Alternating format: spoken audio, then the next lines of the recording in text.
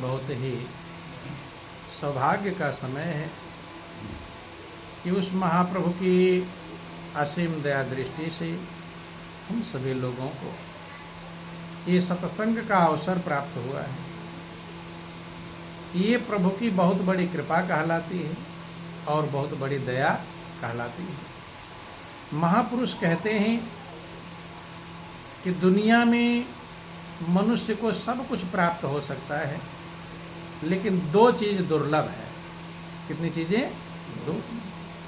कि सुत दारा और लक्ष्मी, पापियु घर भी हो, संत समागम हरि कथा, तुलसी दुर्लभ दो। सुत कहते हैं पुत्र को, दारा कहते हैं पत्नी को, लक्ष्मी धन संपत्ति, बेटा बेटी, ये पापियों के यहाँ भी पाए जाते नहीं पाए जाते। जो रात दिन का पाप कर्म कर रहे हैं, क्या उनके पास बेटा बेटी नहीं है? उनके भी मौजूद है। क्या धन नहीं है? कार कोठियाँ हैं, ऐसो आर एसी लगे हुए, एसी बंगले, एसी गाड़ियाँ हैं, सब है। लेकिन महापुरुष का दो चीज दुर्लभ है। क्या? संत समागम और हरि कथा। संत का समागम मिल जाए और प्रभु की कथा मिल जाए। कथा में चले तो जाते हैं, लेकिन जरूरी थोड़ा कथा मिली है। जाना अलग है और मिलना अलग है। इसीलिए रामायण में लिखा गया, देख लो, आप लोग रामायण मानते हैं कि नहीं मानते? सभी लोग मानते हैं या कोई है जो नहीं मानता? सब लोग रामायण को मानते हैं। रामायण में लिखा गया, रामायण को मानते हैं लेकिन रामायण की नहीं मानते। दोनों में एक ही मात्रा का अंतर है। कौन सी मात्रा का? को और की। रामायण को तो सब मानते हैं, लेकिन रामायण की कोई बिरला मानता है। जो रामायण की मान लेगा, रामायण जो कह रहा है उसको जो मान लेगा, वो आनंद मग्न हो जाएगा। जैसे पिता को मानते हैं, पिता को तो सब मानते हैं, मानते हैं कि नहीं? बेटा कितना भी उल्टा हो जाएगा, पिता को मानेगा कि नहीं मानेगा? कितना विरोधी बन जाएगा, अलग हो जाएगा, लेकिन जब कोई पिता का नाम पूछेगा तो किसका नाम बताएगा? उसी पिता का नाम तो भले ही दुश्मनी हो, लेकिन नाम किसका बताएगा? पिता की। पिता की एक बात भी ना मानता हो, पिता की भले ना माने, लेकिन पिता को मानता है, क्योंकि पिता का नाम बता तो रहा है। किसी और का नाम बता देगा? दूसरे का नाम, पिता कितने विरोधी बन जाए लेकिन दूसरे का नाम बता सकता नहीं। पिता को मान रहा है लेकिन पिता की नहीं। पिता जो कहते हैं वो नहीं। ध्यान देना, सब लोग भगवान को मानते हैं, रामायण मानते हैं, गीता को मानते हैं, शास्त्र पुराण वेदों को मानते हैं, भागवत को मानते हैं, लेकिन को और की का अंतर है। एक मात्रा के अंतर में जमीन आसमान का अंतर हो जाता है। हो जाता कि नहीं हो जाता? रामायण की जिसने मान लिया वो धन्य हो गया, कृतार्थ हो गया। महापुरुषों को मानते हैं, लेकिन उनकी बात जिसने मान लिया वो अपने मंजिल को प्राप्त कर दिया। बंधु, आप सभी लोग रामायण को मानते हैं। ये सत्संग क्यों होता है? रामायण की मानने के लिए। रामायण क्या कह रहा है उस बात को मानने के लिए सत्संग होता है।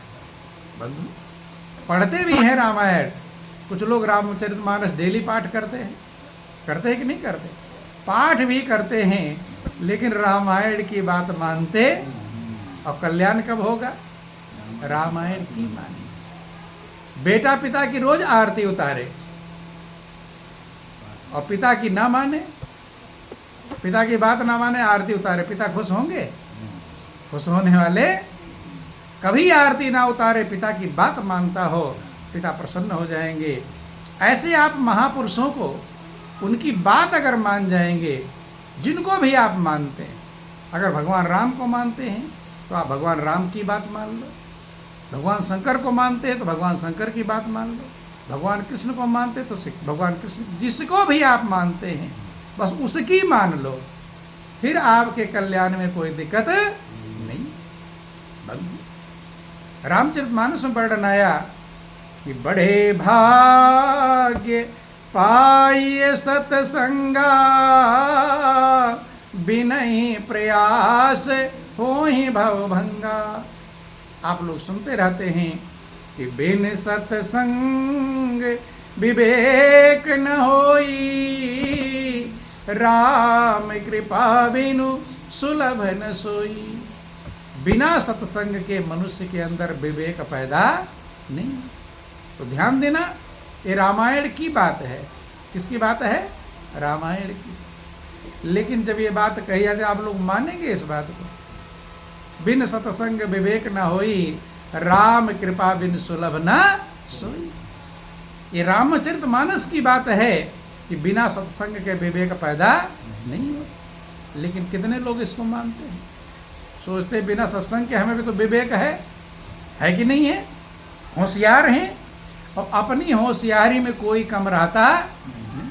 सब एक से एक बढ़कर होशियार है, और कोई अपने आप को कम होशियार समझता है? हर व्यक्ति अपने आप को दूसरे से होशियार ही समझते हैं कि नहीं समझते बंधु? और यही कारण है कि जब होशियार हैं ही तो और होशियारी लेने की जरूरत नहीं। जिसका पेट भरा हुआ हो उसे भोजन करने की जरूरत है? होशियारी से फुल हो गए हैं, अब होशियारी कमी, अब दूसरे से लेने की जरूरत नहीं। वही लेता है जो सोचता है मैं होशियार नहीं। चलो ना समझो, कम समझ लो। कम भी अगर समझ लेंगे तो कुछ, भाई घड़ा अगर भरा हुआ है पानी से तो उसमें कुछ जाएगा, थोड़ा बहुत खाली हो तो कुछ तो चला जाएगा। लेकिन पूरा फुल है तो जो फुल होशियार है वो कुछ नहीं समझ पाए सत्संग से। जो थोड़ा कम होशियार हैं वो थोड़ा समझ लेते हैं। इसलिए महापुरुष समझाते हैं बिन सत्संग विवेक ना होए। बिना सत्संग के मनुष्य के अंदर विवेक पैदा नहीं। राम कृपा बिन सुलभ न सोई। और अगर सत्संग आपको मिल जाए तो समझ लेना चाहिए कि आपके ऊपर प्रभु की बहुत बड़ी कृपा बरस रही है। बिना प्रभु की कृपा के सत्संग कभी मिलता नहीं। देखो ध्यान देना, हनुमान जी को सब लोग मानते होंगे। श्री हनुमान जी महाराज जब माँ सीता का पता लगाने लंका पहुंचते, कहाँ पहुंचते हैं? लंका।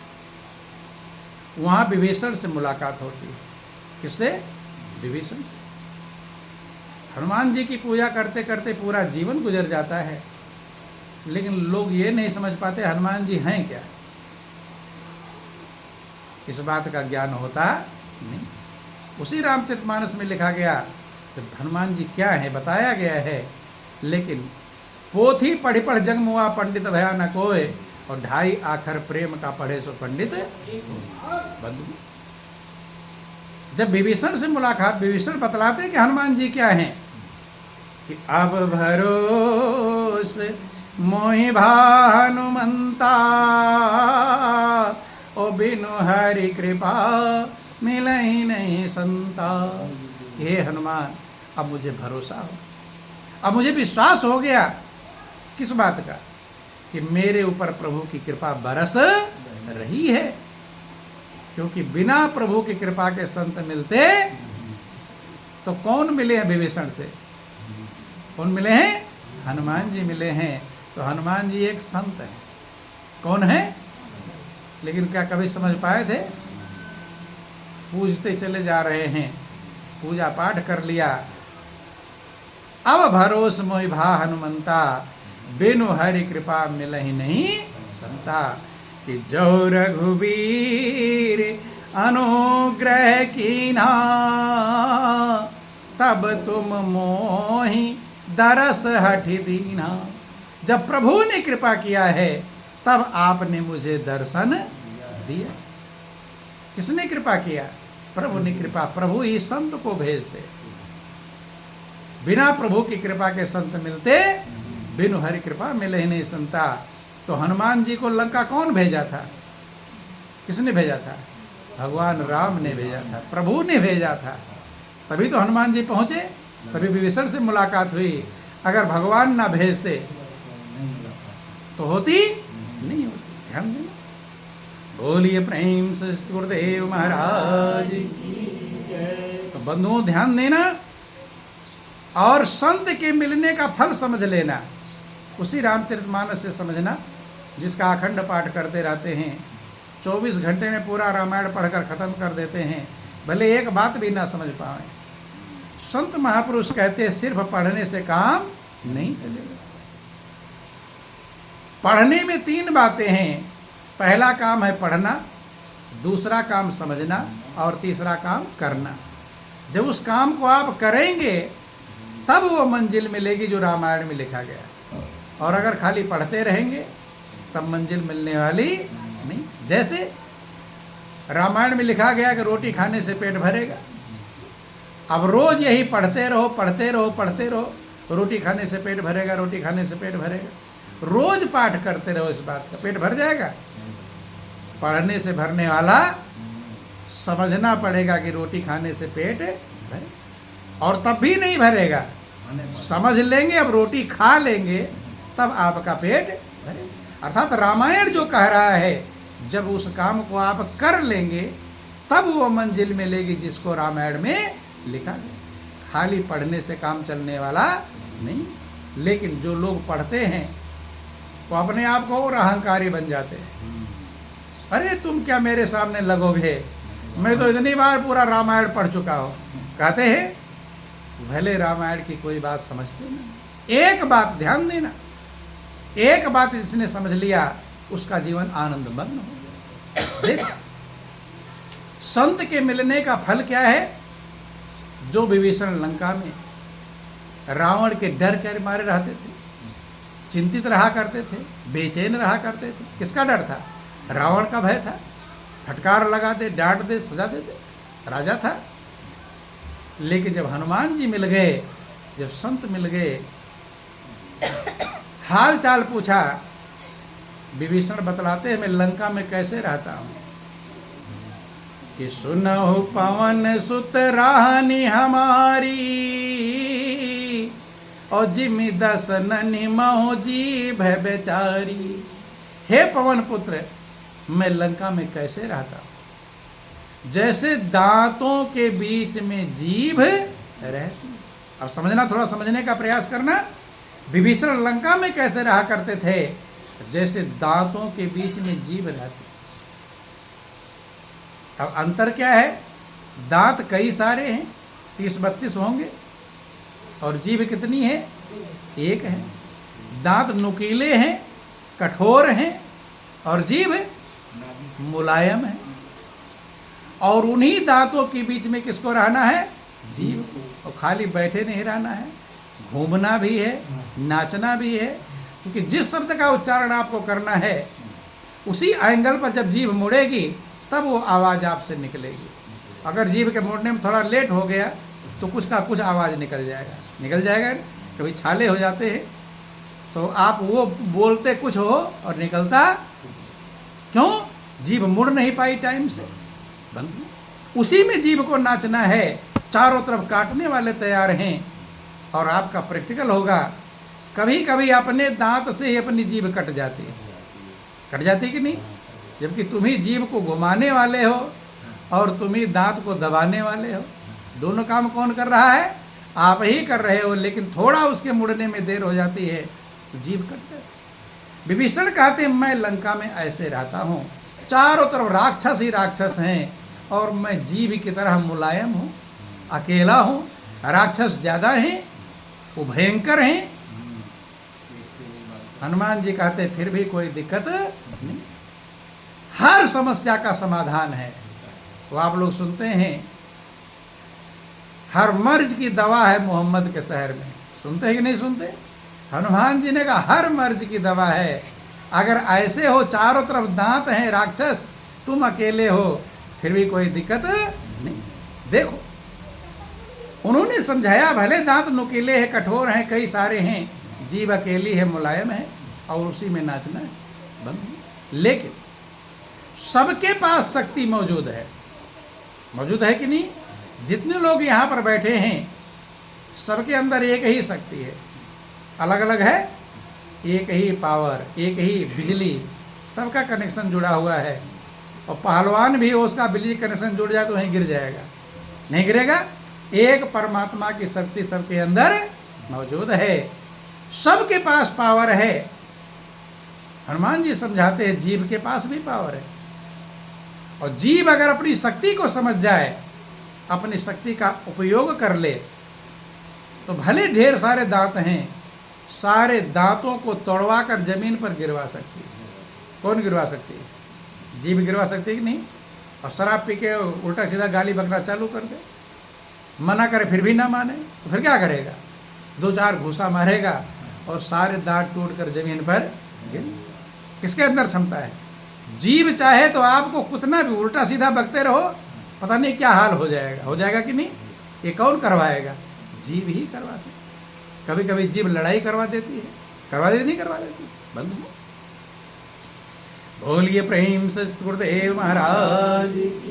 तो संत महापुरुष इशारा करते, हनुमान रूपी जो संत गए थे विभीषण के पास में, उन्होंने इशारा कर दिया, और जो इशारे को समझ गया वो मंजिल को प्राप्त कर लिया। और कहानी आप सब लोग जानते हैं। परिणाम क्या हुआ कि जितने दांत थे, रावण, कुंभकर्ण, मेघनाथ, अहिरावण, अजय कुमार, तमाम सारे जितने दांत थे सब टूट कर जमीन पर गिर गए। और जीव जो विभीषण थे वो सीधा लंका की गद्दी पर बैठ गए। बैठ गए कि नहीं बैठ गए? कब बैठे? जब उन्हें संत मिल गए। कौन मिल गए? संत रूपी हनुमान जी मिल गए। और हनुमान जी ने ही विभीषण को भगवान का पता बताया। किसका पता बताया? भगवान का पता बताया। संत ही भगवान का पता बताते हैं, तब जीव अपनी मंजिल को प्राप्त करता है। इसीलिए कह दिया गया, बिन सत्संग विवेक न होई, और राम कृपा बिन सुलभ न सोई। बिना सत्संग के मनुष्य के अंदर विवेक पैदा नहीं। देखो ध्यान देना, खाने पीने, कमाने, सोने, जागने का विवेक बिना सत्संग के भी प्राप्त हो जाएगा। लोग चंद्रमा पर ही पहुंच जा रहे हैं। विवेक है कि नहीं? कंप्यूटर बना दिया, मोबाइल बना दिया, क्या क्या क्या कितने काम कर रहे हैं। लेकिन सत्संग किस विवेक के लिए कहा गया? जिसके लिए आपको जिंदगी मिली, जिसके लिए आप सारे कर्म कर रहे हैं, सारे कर्म करने के बावजूद भी जो आप नहीं प्राप्त कर पा रहे, वो विवेक, उस चीज को प्राप्त करने का विवेक सत्संग के द्वारा मिलेगा। वो कहीं स्कूलों में पढ़ाया नहीं जाता, कोई डिग्री कॉलेज में पढ़ाया नहीं जाता। वो बिन सत्संग विवेक ना हो, अगर कह दिया गया तो कहा ही गया। और सत्य है, जिसको भी विवेक हुआ किसके द्वारा हुआ है? सत्संग के द्वारा हुआ। ध्यान देना। बोलिए प्रेम से गुरुदेव महाराज। आपको क्या चाहिए ये समझना पड़ेगा। जिंदगी जो आप जी रहे, कुछ ना कुछ सभी लोग कर रहे होंगे, कर रहे हैं, कोई बिना किए रहता नहीं। लेकिन जो आप कर रहे हैं, क्या चाहिए आपको? What are you seeking? क्या तलाश कर रहे हैं? पूरी जिंदगी बीत गई, क्या आपने विचार किया मुझे चाहिए क्या? किसी को पता है? अगर पूछेंगे तो आप बहुत सारे सामान गिना देंगे। गिना देंगे कि नहीं? कोई कहेगा मुझे मोबाइल चाहिए, कोई कहेगा बेटा की शादी, कोई कहेगा बेटी की शादी, कोई कहेगा मकान बनना है, कोई कहेगा गाड़ी खरीदनी। तमाम सारी चीज़ें चाहिए, लेकिन सही में क्या चाहिए? ये सब चीज़ें तुम्हें क्यों चाहिए? क्या जरूरत है इसकी? आवश्यकता ही आविष्कार की जननी कहलाती है। अगर आवश्यकता का बोध नहीं होगा तो मंजिल मिलने वाली नहीं। जो कुछ भी आप कर रहे हैं, सुबेरे से लेकर शाम तक, रात को भी मेहनत करते हैं, अच्छे कर्म करते हैं, बुरे कर्म करते हैं, क्या चाहते हैं आप? आपको क्या चाहिए? ध्यान देना। बोलिए प्रेम से गुरुदेव महाराज। तो ध्यान देना, सबको एक ही चीज चाहिए। ऐसे आपके मन में सबके अलग अलग होगा, अलग होगा, लेकिन जब समझ सबको एक चीज चाहिए। क्या चाहिए? सबको चाहिए सुख। क्या चाहिए? क्या कोई ऐसा है जिसको सुख नहीं चाहिए? है? सबको चाहिए, सभी को चाहिए आनंद। क्या चाहिए? आनंद। और सभी को चाहिए शांति। 3 चीज याद रख लेना। सुख चाहिए, सुख ही पाने के लिए दिन भर परिश्रम करते हैं, करते हैं कि नहीं करते? सुखी होने के लिए रात को परिश्रम करते हैं, सुखी होने के लिए अच्छे कर्म करते हैं। अच्छे कर्म से हम सुखी नहीं हो पाते तो बुरे कर्म भी करने लगते हैं। दूसरे की ज़मीन बेईमानी करके अपने में मिलाते हैं कि नहीं, कि भाई अपनी ज़मीन से सुखी नहीं हो पाया, दूसरे का बेईमानी कर लो, थोड़ा ज़्यादा हो जाएगा तब हो जाऊंगा सुखी। लेकिन सोच लेना, विचार करना, सुखी होने के लिए जब से होश संभाला है तब से आज तक ना जाने कितने प्रयत्न किया होगा, झूठ बोला होगा, छल कपट किया होगा, प्रपंच सब कुछ किए होंगे, अच्छे और बुरे दोनों कर्म किए होंगे। लेकिन अपने दिल से एक बार पूछो, क्या इतने समय में हो गए सुखी? होशियारी तो लगाया, चालाकी लगाया, बुद्धिमानी लगाया, छल कपट लगाया, धन लगाया, बल लगाया, बुद्धि लगाया, सब लगाया। जब आप अपने दिल से पूछेंगे, दिल सच्चा गवाही देगा, वो कहेगा अभी मैं सुखी हुआ नहीं, होने की उम्मीद है। ध्यान देना, समझना, चूंकि सब का सुख उधार है। क्या है? उधार। उधार है कि नहीं? आप सुखी आज नहीं होना चाहते, कब होना चाहते? सबका उधार है। कैसे उधार है? आपके मन में है कि मेरा ये काम बन जाएगा तब मैं सुखी हो जाऊंगा। 2-4 काम होंगे आपके पास, ज़्यादा नहीं होंगे। कितने काम होंगे? 2-4 मेन काम होंगे, या हजारों काम किसी के पास हैं? 1000 काम है किसी के पास? 1000 काम शायद किसी के पास है। कितने काम होंगे? 2-4 काम, कि मेरा ये काम बन जाएगा, ये काम बन जाएगा, ये काम, फिर कोई दिक्कत नहीं, फिर तो आनंद ही। कहते नहीं है, अरे यही 2 बेटियां हैं, बेटियों की शादी निपट जाए फिर तो आनंद ही, फिर फ्री हो जाए। कहते हैं? कहते कि नहीं कहते? लेकिन जब बेटियों की शादी हो जाती है उसके बाद होते हैं फ्री, फिर क्या? इसका मतलब आपका निर्णय गलत था। जो आपने सोचा था कि बेटियों की शादी हो जाएगी तब मैं सुखी हो जाऊं, कहते गंगा नहा लूंगा फिर तो, कहते हैं। लेकिन शादी होने के बाद आप सुखी हो पाए? कोई कहता है किराए का मकान है, अपना मकान हो जाता फिर तो झंझट ही खत्म हो जाती, कहते हैं। लेकिन जब अपना मकान बन गया तब झंझट खत्म हुई क्यों? इसका मतलब आपका निर्णय, जो आपने सोचा था वो विचार गलत था। क्योंकि अगर मकान बनने से आपने जो सोचा था झंझट खत्म हो जाएगी, हुई नहीं। ऐसे आज भी जो सोच रहे हैं कि मेरा एक काम बन जाएगा फिर झंझट खत्म हो जाएगी, वो काम बनने के बाद भी झंझट खत्म होने वाली। क्यों? क्योंकि आपका सुख उधार है। आज नहीं आप सुख लेना चाहते, कब लेना चाहते हैं? कोई का 10 दिन बाद होगा, कोई का 2 साल बाद होगा। काम जब बन जाएगा तब मैं सुखी होऊंगा, तो उधार है कि नहीं? और दुख कोई उधार करता है? दुख नकद लेते हैं, ये समझना। नकद, दुख नकद और सुख उधार। सबका सुख उधार है। मेरा ये काम बनेगा तब खुश होऊंगा, ये काम बनेगा तब मगन होगा, है। और दुख एकदम प्रेजेंट, तुरंत ही दुखी होंगे। अभी आपको कोई उल्टा बोल दे तो उधार करो, कल दुखी होगा कि आज ही होगे? आज और इसी पल हो जाओगे, 1 सेकंड की देर लगने वाली है। होगा कि कल टेंशन करेंगे, आज का टेंशन करना। उधार करेंगे? टेंशन का उधार नहीं करते, दुख का उधार नहीं करते, चिंता का उधार नहीं करते। कोई आपसे नाराज हो जाए, जो बेचैन हो गए, आज हो गए कल हो गए, उसी समय सीधा बोला नहीं, मुंह टेढ़ा हो गया तो आप बेचैन हो जाओगे। ध्यान देना, गलती कहां पर है? सुख हर मनुष्य उधार किए बैठा है और दुख तुरंत लेता है। दुख का अगर उधार करना सीख जाओ, ये सिखाया किसने? किसने ट्रेनिंग दिया आपको कि सुख का उधार करना और दुख नकद लेना?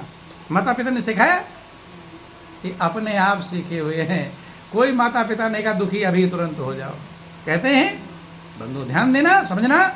बोलिए प्रेम से गुरुदेव महाराज की, बोलो वृंदावन बिहारी लाल की। यही संत महापुरुष उलटते हैं, बल बदलते हैं। वो दुखी होने का उद्धार करना और सुखी होने का आज ही सुखी होना। अब होगा कैसे? इसलिए संत के संगत की आवश्यकता है। बोलो दोस्तों, हमें क्या जरूरत है, हम तो होशियार, खुद ही पढ़े लिखे विद्वान हैं। देखो ध्यान देना, भगवान राम भी आए, भगवान कृष्ण आए, जिनके पैदा होते जेल के फाटक खुल गए, पहरेदार सो गए। उतना इस राशि का संहार कर दिया। काली नाग को न था गोवर्धन, इतनी क्षमता थी, जाते गोवर्धन परिक्रमा करने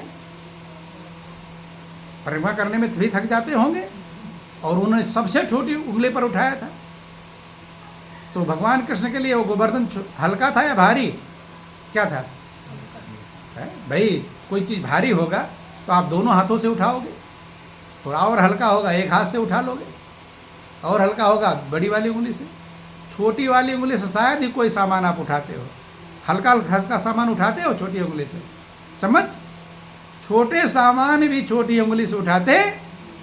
अर्थात जितना तुम्हारे लिए छोटे सामान का वजन है, उससे कम वजन था किसके लिए? भगवान कृष्ण के लिए गोवर्धन का। सबसे छोटी उंगली पर उठाया बंधु। लेकिन वे भी गुरु के पास गए कि नहीं गए? तो भगवान कृष्ण, आप ज़्यादा होशियार हैं तो मत जाना, और थोड़ा कम होशियारी होगी तो सत्संग में जाने की जरूरत। कि राम कृष्ण से को बड़ो, तिन्ह गुरु सेवा कीन, तीन लोक के जो धनी, सुगुरु आगे आधी। बंधुओं समझना, संत महापुरुष क्या करते समझना, आपका जीवन वही रहता है, बस उधारी वाला चेंज कर देते हैं। क्या करते हैं? दुख को उधार कर दो और सुख को आज ले लो। आज अगर सुख लोगे तो आज भी मगन, और कल जब आएगा तो रोज आज ही रहेगा, क्योंकि कल कभी आता और तुम्हारा हर सुख ही उधार है। तो इसलिए सुख आता नहीं, कभी आता है। हम सब टेंशन में रहते हैं, सब बेचैनी में रहते हैं, सब चिंता में रहते हैं। जब रात को खा पी करके बिस्तर पर जाते हो सोने, वो सोने का टाइम है या टेंशन करने का टाइम है? किसका टाइम है? लेकिन वहाँ भी कोई ना कोई टेंशन घूमता रहता होगा। घूमता है? टाइम कौन सा? सोने का है। आधी रात को जग जाएंगे, कोई ना कोई चिंता घूम जाए। बंधु,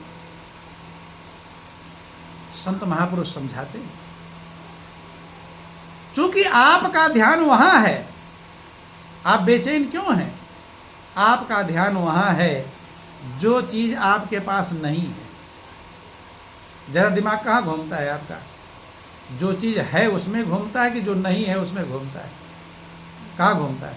कहाँ लगा रहता है? जो चीज, ये प्रैक्टिकल समझना, प्रैक्टिकल आपको समझा रहे हैं। जो चीज नहीं होगी आपके पास में, बार बार वही दिमाग जाएगा कि ये कैसे मिले, ये कैसे मिले, ये कैसे मिले। अब जो चीज है ही नहीं और वहां दिमाग तुम्हारा जाएगा, तो खुश होंगे कि बेचैन? क्या होंगे? है ही नहीं और वही दिमाग बार बार जा रहा है, तो खुशी देगा कि बेचैनी? क्या देगा? इसीलिए बेचैनी मिल रही है। बस ध्यान देंगे। बोलो वृंदावन बिहारी लाल। सबका ध्यान वहीं पर है, जो चीज नहीं है। संतों ने समझाया कि जो गरीब है,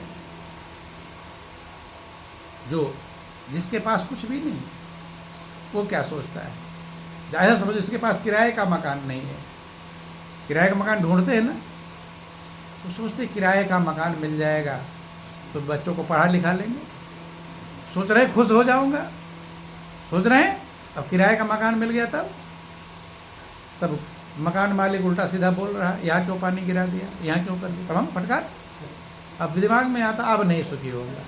पहले कहा था किराए का मकान मिल जाएगा तो सुखी हो जाऊंगा, किराए का मकान मिल गया, फिर मकान मालिक की झंझट, फिर सोचता अपना चाहे एक झोपड़ी हो जाती। दिमाग में आता कि नहीं आता? तो देखो उधार कैसे करते हैं समझना, हरदम खुशी उधार ही करते हैं। ठीक है, अपनी चाहे एक झोपड़ी हो जाए, अपना तो रहेगा, कोई कुछ खाने वाला नहीं रहेगा। अब धीरे धीरे करके प्रयास किया, अपना एक कमरा बन गया, अब हो गए खुश। अब उसमें खुश होने वाले नहीं, अब कहेंगे अब ये कमरा बन जाए, ये बन जाए, वो बन जाए, वो भी बन गया। फिर अब सोचते हैं अब ऊपर बना दे, किराएदार भी रख लेंगे तो और अच्छा रहे। ये बढ़ता रहता है। एक हुए तो 10 होते, आपके पास एक है तो ध्यान कहाँ है? 10 होते तब अच्छा रहता, और 10 हैं नहीं, हैं कितने? एक हैं। समझना, थोड़ा समझने का प्रयास करना। एक हैं तो मन क्या कहता है? 10 होते तब अच्छा रहता, और 10 हैं नहीं तो अच्छा रहेगा? फिर बेचैन ही रहेंगे। मन ही नहीं कहता एक है चलो मगन हो जाओ, नहीं, वो कहा 10 होते। एक हुए तो 10 होते, और 10 हुए तब एक पर कहेगा 10 हो जाएगा तब खुश हो जाऊंगा। कौन कहता है? ये मन कहता है। कौन कहता है? एक है कह 10 हो जाओगे खुश हो जाऊंगा, और 10 हो जाएगा तब अब इसमें मैं नहीं खुश होऊंगा। अब कितने में? अब 100 होगा तब खुश होगा। ध्यान देना, एक हुए तो 10 होते, 10 हुए तो 100 की इच्छा है, और 100 हुआ तब मन में आया अब सहसा हो तो अच्छा है। जैसे 100 होगा खुश नहीं होगे, अब मन का अब 1000 होगा तब खुश होगा। होता है कि नहीं? कि बस इसी तरह बढ़ते बढ़ते राजा के पद पर पहुंचा है, फिर भी संतोष नहीं होता। ऐसी यह डाइन तृष्णा है। इसे तृष्णा कहते हैं। क्या कहते हैं? तृष्णा। क्या कहते हैं? जितना मिले और चाह बढ़े। चाह बढ़ती कि नहीं बढ़ती? कम मिला है तो कम चाह है, और ज़्यादा मिल जाएगा और ज़्यादा चाह बढ़ जाएगी। और सबका यही हाल है, इसीलिए सब दुखी है, सब बेचैन है कि नहीं? ज़्यादा पैसे वाले भी बेचैन हैं और कम पैसे वाले बेचैन। कम पैसे वाले बेचैन तो मान सकते हैं, लेकिन ज़्यादा पैसे वाले उनको और जल्दी हार्ट अटैक हो रहा कि नहीं हो रहा? अगर हिसाब लगाओगे ज़्यादा हार्ट अटैक किसका होता है? गरीबों का कि अमीरों का? हैं? अमीरों का ज़्यादा हार्ट अटैक होता है। तो हार्ट अटैक पसंद है आपको? हैं? लेकिन सब अमीर बनना चाहते हैं कि जल्दी मेरा भी हार्ट अटैक आवे। गरीब में थोड़ा हो सकता है, लेट हो सकता है। बोलो वृंदावन बिहारी लाल। इसे तृष्णा कहते। बस इसी तरह बढ़ते बढ़ते राजा के पद पर पहुंचा है, फिर भी संतोष नहीं होता। ऐसी यह डाइन तृष्णा। जब तलक हृदय यह तृष्णा है तब तलक प्रकाश नहीं होता। हाँ, आयु नाश हो जाती है, लेकिन तृष्णा का नाश तुम खत्म हो जाओगे, लेकिन आपकी तृष्णा बढ़ी रहेगी। कुछ बाकी ही रह जाएगी कि ये और कर लिया तो अच्छा रहता। बूढ़े हो जाएंगे, कहेंगे अरे नाती पोते की शादी देख लेते तो और अच्छा रहता। कहते हैं मनु पूरा हुआ नहीं, अपने बेटे तक सीमित नहीं रहेगा, और नाती पोते तक चला जाएगा, और आगे बढ़ेगा परपोते तक चला जाएगा, कि सोने की सीढ़ी मिल जाएगी। क्या मिलेगी? बोलो वृंदावन बिहारी लाल की। संत महापुरुष क्या कहते हैं? जो आज है आज उसमें मगन हो जाओ, और कल जो मिलेगा कल उसमें मगन हो जाना, फिर रोज ही मगन रहोगे। और तुम क्या करते हो? आज नहीं मगन होगे, कल हम मगन होगे, उधार रखा है, और कल जब आएगा तो फिर परसों मगन होगे। इसलिए जिंदगी में कभी मगन होने का समय आता नहीं। यही संत महापुरुष समझाते हैं। बोलिए प्रेम से गुरुदेव महाराज की। बोलो वृंदावन बिहारी लाल।